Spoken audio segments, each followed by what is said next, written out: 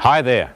Welcome today to the Carter Report that is brought to you from the greatest sun temple in the world, the great sun temple right here in Karnak in the old land of Egypt. Today we're going to show you some of the fascinating wonders of this remarkable land. You're going to enjoy today's program. We're also going to answer these questions. The bearded queen, who was she? Did she really have a beard? Why did Pharaoh disfigure her face? And why is her mummy the only one missing? All this and much more today. Come with me right now to the beautiful Shrine Auditorium, downtown Los Angeles, for amazing discoveries in lost cities of the dead. Welcome today to the Carter Report. Prophecy. It's used to peer into the future, but it must be learned from the past. The Carter Report presents Focus on Prophecy. From the Shrine Auditorium in downtown Los Angeles, John Carter unravels the mysteries of Bible prophets and brings modern meaning to this ancient book. And now, John Carter. Now, ladies and gentlemen, let me talk now about biblical archaeology, and let me tell you some significant discoveries that you're going to find exciting. The book, the Bible, written in Egypt, the first 5 books of the Bible written in Egypt by a man whose name was Moses, tells the story of a young man, a young Hebrew by the name of Joseph. And it says that Joseph went down from Palestine, he went down into the land of Egypt. And he was thrown into jail there because of an unfortunate incident with a lady by the name of Mrs. Potiphar. And then while he was in jail there, he also believed that God spoke through dreams, you see. And he told the king the right interpretation to his dream, and he came out of that prison, and he became the Zathnath-Paneah, or the prime minister of the land of Egypt. It is very interesting that we believe today that Joseph became the prime minister in the days of the kings who introduced the chariots to the land of Egypt. And they were the Hyksos kings. Now this picture is a little hard to see because of the lighting, but just concentrate and look at it hard. The Hyksos kings were not Egyptians. The Hyksos kings were foreign kings. In fact, they were racially related to the Hebrews. They were Semites. And Joseph became the prime minister of the Hyksos, and one of the reasons they accepted him was because he was of a racial likeness. He was not an Egyptian. Now, over here on this screen here, you have the obelisk of On. That's interesting because the Bible says that Joseph married the daughter of the priest of On, and this is the obelisk of On in Heliopolis. Now, when you read through the Old Testament story from the viewpoint of a biblical archaeologist, it now starts to get very, very exciting. And let me tell you why it's exciting. The book says that Joseph died and that generation died, and then it says there arose a king who knew not Joseph. I can tell you what happened. There arose a king in Egypt whose name was Seqenenre, and I think along here somewhere, and these men on the projectors are doing a great job. We had some problems with them in the last session because of some power problem, but they're working fine. This is the Pharaoh. His name is Seqenenre. He was living up there at Thebes, and the Hyksos king was living down towards the delta. And the Hyksos king, the foreign king who was ruling all of Egypt, picked a fight with him. He said, "Your hippopotamus won't let me sleep at night. Get your hippopotamus quiet." And the hippopotamus was 400 miles away. And so this king, Seqenenre, declared war upon the Hyksos. And you can see how the skull has been broken into 3 or 4 pieces because he died fighting the Hyksos. And he wasn't successful. But he had a son. Now, I'm going to start to put up the names of the kings of the 18th dynasty, which became the greatest dynasty, the greatest family in the history of all of Egypt. He had a son, and his name was Kamoses, or Kamos. Now, in the hieroglyphics, you have no vowels. And so sometimes you'll see it spelled M-O-S-I-S or just M-O-S-E. So he had a son, this man, Seqenenre, had a son by the name of Kamoses. And then he had a son whose name was Amoses. And over here on this screen here, and over here too, you have the king who followed, Second Ray, followed Moses, and his name is Moses. Now, let me get a piece of chalk. We put up his name, Moses. Whenever I come to Egypt and explore the Giza Plateau, I'm amazed by the pyramids. They are so great, they are so massive, they are so mighty. Take the Great Pyramid of Cheops, 460 feet high, composed of 2,300,000 great blocks of limestone. One thing is very plain to me. The people who built the pyramids were not primitives. They were architectural geniuses. And this tells me something. You know what it tells me? It tells me that the Bible is a sophisticated book because the Bible was conceived and born in the land of the pyramids. Did you know that?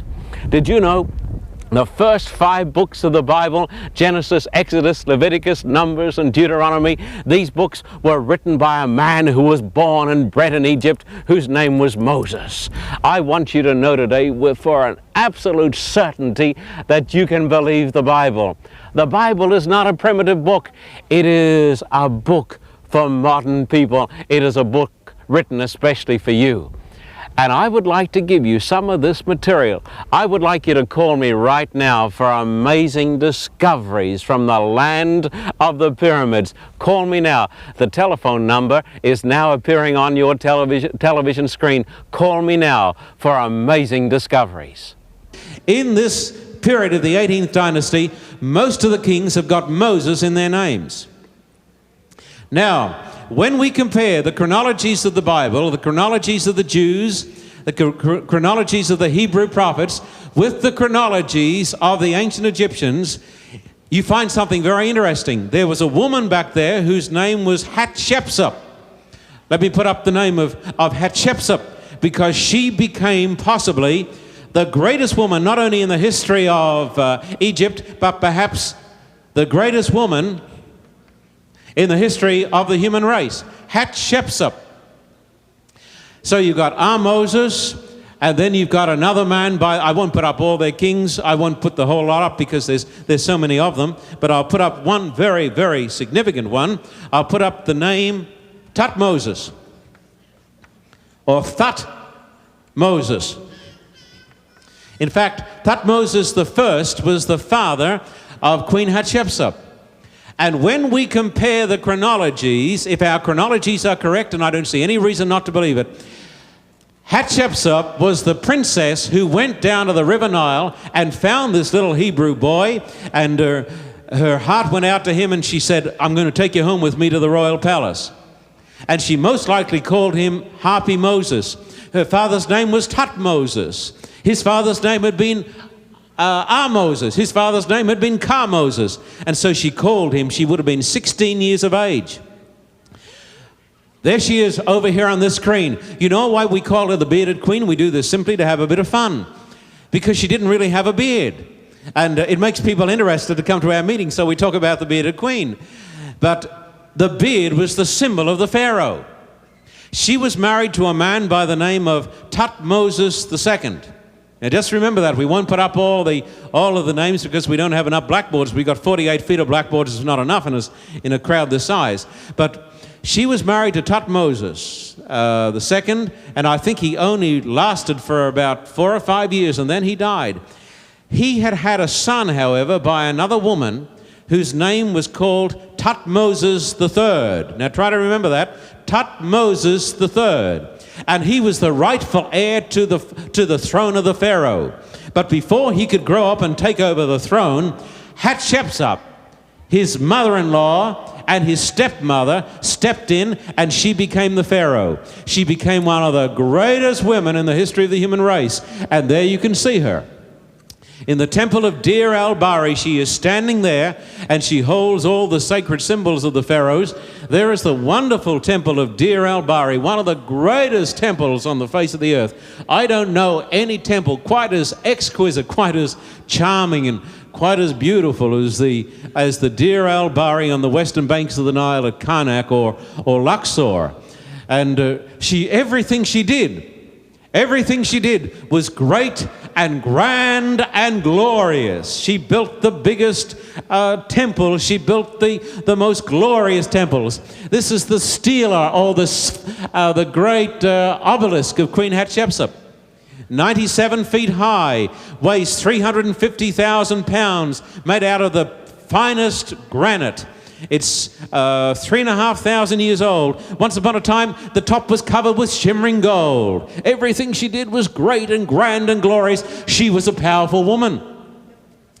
Now, some very interesting things happened to her. Over here on the left-hand side, you have the Sphinx of Queen Hatshepsut. And if you look very carefully, you can see that it has been broken and it has been put together again by the people in the Cairo Museum. Because in 1482, ladies and gentlemen, this remarkable woman, this powerful woman, this mighty woman who brought up Moses and wanted him to be on the throne, and we're told that Moses was great in the land of Egypt, a great scholar, a great statesman, a great politician, and a great lord. He was educated there. In 1482, we know from the inscriptions that she vanishes, presumed murdered because her mummy is missing. I've seen Ka-Moses and Ah-Moses and Tutmosis the first and Tutmosis the second and Tutmosis the third, and later on Ramesses the Great, but nobody can show you the mummy, unfortunately, of Queen Hatshepsut, because when she died, Tutmosis III, who followed her, did everything to wipe out her memory. And I'm going to give you the evidence of his tremendous hatred towards this woman. Now, over here on both screens, you can see the great stela of Queen Hatshepsut, but you can see down at the bottom how it has been surrounded by great stones, particularly on the right-hand side. He did everything to cover up her inscriptions. He sent an army of people, fanatics, up and down the Nile to deface her inscriptions and to blot out her memory. He did not want anybody to know anything about this woman who had kept him off the throne. On this screen over here, you can see a part of the great stela. There's a little problem there that hasn't dropped down, but that's okay. But you can see the stones that he's built around it. And over there you can see one of the inscriptions, the defaced inscriptions of Queen Hatshepsut. Now people say, you know, it's a mystery. Why on earth would he have such a hatred? Look at both the screens, particularly the right-hand screen, and you can see how the chisels have been at work. One thing is very, very plain. There was a lot of tension back there in the Egyptian court. There was a lot of hatred, there was a lot of fear, and there was a lot of frustration. I said to old Peter, the Coptic guide, Peter, tell me, why did he hate her like this? He said, I'm not sure why he hated her. He said, one thing we do know, he hated her enough to kill her.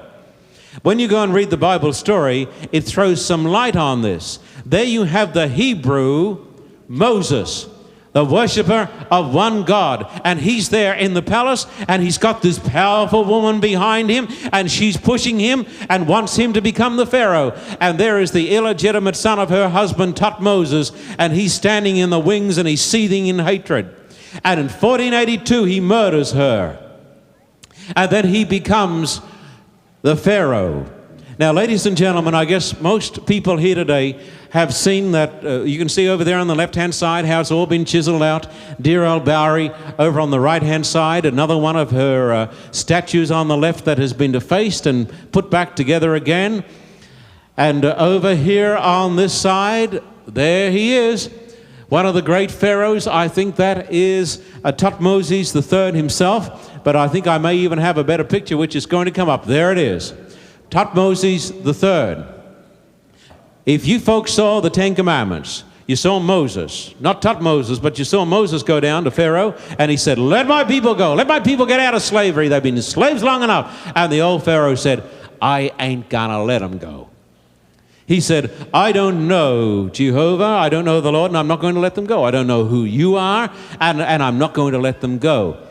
In the movie, The Ten Commandments, they said that the Pharaoh of the Exodus, the Pharaoh who stood up against Moses, most likely was Ramesses the Great. With courtesy toward them, I disagree with that. I believe that the Pharaoh of the Exodus, according to the best research in archaeology, is this man here, Tutmosis III. There is the man who stood up there before Moses and said, Moses, I'm not going to let them go. I don't believe in your God. I want to tell you, he hasn't got much to say this afternoon, has he? Pretty quiet now, isn't he, folks? There he is. There he is, the man himself. Now, while you got that up there on the screen, just keep it there because I want to share something interesting with you. In the Christian Jewish Bible of the Old Testament, when you come to 1 Kings chapter 6 and verse 1, it tells you when the children of Israel came out of Egypt. It talks about the building of Solomon's temple. Now, everybody here knows about the building of Solomon's temple, okay? And it says that the children of Israel left Egypt 480 years after Solomon's temple was started. Now, when I was lecturing only recently down in the Sydney Opera House, I said to the folk, now, we have worked out that date. You add 480 years on to the building of Solomon's temple, and that brings you through to 1445 BC. 1445 BC I would put up on the blackboard until recent years. But then there was a problem. And people would come to me and they'd say, but you know, it's absolutely watertight. We believe that what you're telling us is true. We can see how this all supports the historical narratives of the Bible. But they said to me, didn't it say that the Pharaoh died when the children of Israel came out of Egypt? And I'd say, yes, it does. But they say, no, Pharaoh died in 1445 BC. And I'd have to say, well, look, that's something we don't understand. But we made a mistake. We made a mistake of 5 years, and this sent us back to more research. And when we did more research, you know, we discovered, you wait till you hear this, we discovered that Solomon and his father David had reigned jointly for 5 years. And so the date we discovered was not 1445 BC. The date, let me get something and write it up. The date was 1450 BC. And because it took place at the time of the Jewish Passover, it had to be March 1450 BC. And there's something else. Now that's what the Bible says. You see, if you go according to the Jewish Old Testament, it says that this great event took place. The children of Israel walked out of Egyptian bondage in March 1450 BC. Now listen to this. Have I got your ears, my American friends? Let me tell you something. Listen. The latest research in Egyptology has just pinpointed the date of the death of that Pharaoh. You see him up there? They have just pinpointed the date of the death of this Pharaoh, Thutmose III. And the date is March 1450 BC. Whenever I visit the pyramids here in Egypt, I am amazed. Just think of the size of these pyramids. The Great Pyramid of Cheops is still 460 feet high. It is 775 feet on each side. It is laid out almost perfectly north, south, east, and west, and it's made up of 2,300,000 giant blocks of limestone. The pyramids tell me something. They tell me that the pyramid builders were architectural geniuses. You see, so many people have the idea that people back there were barbarians, that the ancients were uncivilized, they were unsophisticated, they were uncultured, that they were really cavemen. Listen, the Bible came out of the Egyptian society. The first 5 books of the Bible were written by a prince who was born in the land of Egypt, trained in the land of Egypt. His name was Moses. The Bible was conceived and born in the most sophisticated society that you can imagine. I want to tell you something. The Bible is a modern, sophisticated book for modern, sophisticated people. I'm going to take you now to the Karnak Temple and then into the Valley of the Kings, and I'll have to move. The Karnak Temple is the greatest temple that the world has ever seen. Once you've been to Karnak, there's nothing that quite is like it. There are pillars there. Those great pillars are 70 feet high. On top of them there are great big slabs of granite that weigh thousands of tons. This great place originally covered about 600 acres. That's about a square mile. There is no temple on the face of the earth like the Karnak temple. It was built for the god, the ram god Ammon, the god of fertility.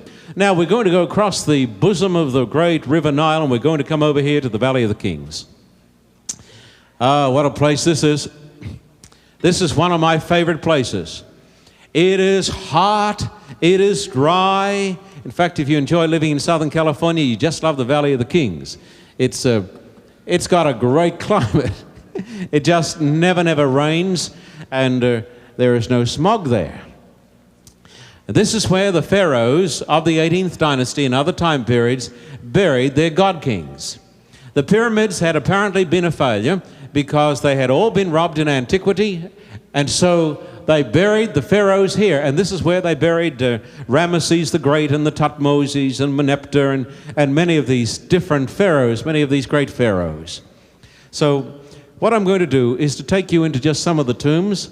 On the left-hand side is the tomb of Meneptah, the son of Ramesses the Great. But the tomb I want you to see most of all today, because it's so splendid, is the tomb of Tutankhamun, or Tutankhamun, whichever way you want to say it. It's a name that represents worship to the great god. Into his tomb went at least $250 million worth of gold. It's breathtaking. It's breathtaking. I've spoken to people like old Peter who were actually there when Howard Carter made the remarkable discovery. Howard Carter had dug for years in the Valley of the Kings and had moved 7,400,000 cubic feet of dirt. And then he made in 1922 this wonderful discovery, the treasure of the tomb of Tutankhamun. He was buried inside 4 big shrines, and then you come down to 3 coffins. Finally, when Howard Carter came to the final coffin, the final coffin was made out of solid gold, and it weighed 2,440 pounds, solid gold, 2,440 pounds. And as he opened up that coffin, there he saw the golden death mask in all its glory. I don't think there's anything made by human hands which is much more glorious than this golden death mask. And then as he lifted up the golden death mask, beneath the golden death mask were the poor, frail, decayed remains of one of the pharaohs of Egypt. And he was a political nobody. He had no power. He died when he was about 18 years of age. He had very little influence upon the land of Egypt. But they poured this gold into his tomb. I tell you, friend, I wish I had been around to see what went into the tomb of Tutmosis III and Amenhotep the Great and Ramesses the Great. It must have been a sight to behold. Wonderful stuff. On occasions, people have come to me after my public lectures and they've said, I couldn't believe in the Bible because people who believe in the Bible just believe it because of blind faith. They say to me, we want something more than blind faith. We want evidence. And I say to them, I want evidence too. And what is more, I have discovered the evidence in the world of archaeology. And I say to them, come with me to the Bible lands. Come with me to the great Sun Temple here at Karnak. And I say, come with me to this wall. And they say, what is written on that wall which is so significant that gives you evidence to believe in God? And I say, it is the story of how Pharaoh Shishak, or Shishonk as he is sometimes called, came up against the city of Jerusalem. And people say, what is so significant about that? And I tell them the story. The Bible tells in 1 Kings how this Pharaoh came up against Jerusalem. And skeptics said, it never happened, it never happened, it never happened. And then we discovered this wall and the story written in the hieroglyphics. Just one other point why a person can believe that the Bible is the Word of God. People say to me, when they come to the meeting, they say, now, you advertise to talk about I saw divine predictions fulfilled. They say, what do you mean about this, divine predictions? Let me tell you. The Bible, this Hebrew book, the Old Testament as well as the New, but particularly the Old Testament, has lots of prophecies in it. Now, Americans are interested in prophecies. Mrs. Reagan was very interested, as you all know. People are interested in psychics and prophecies. Most of them, I think, are frauds. But I want to tell you something. The Hebrew Bible had people who claimed to tell prophecies. And not only did they tell prophecies about the past, they told prophecies about modern civilizations. Now, when I went to Egypt, I wanted to check out the prophecies in the Bible about the old land of the Egyptians. And I thought, you know, did these prophecies about the old cities of Egypt, did these prophecies really come to pass? Now, there is one very famous prophecy. It's about the city of Memphis. Now, Memphis was the greatest city of the ancient world. It was in the same vicinity as the Step Pyramid. It was one of the most wonderful cities that the world has ever seen. And thousands of years ago, when Memphis was still a great city, a prophet, a Bible prophet came along. His name was Jeremiah, and he said, Memphis is going to be laid waste without inhabitant. And then he said something even more significant. He said, I'm going to destroy the images out of Memphis. Now, the interesting thing is you can go all around the land of Egypt and the place is chock-a-block full of images. You go to Karnak, images, images, images, images. But listen, you go to Memphis today. I had been to Memphis for 3 times, looking for Memphis, looking for stuff that I could photograph and put on videotape, and there was nothing to photograph. Memphis has been wiped off the face of the earth, and there are no images in Memphis. There's nothing there at all that you can take pictures of. The only thing in Memphis today are palm trees and heaps of sand. And when I looked at Memphis, I said the prophet was right.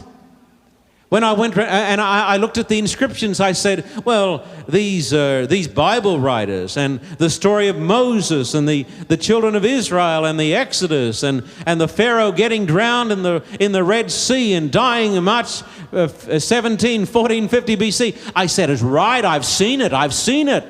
The skeptic can't come along and say to me, you're just talking, you know, you haven't seen it. I've seen it. And the best evidence I've still got to tell you, when I take you to Babylon on Tuesday night and to Petra on Monday night and Nineveh, the evidence is overwhelming.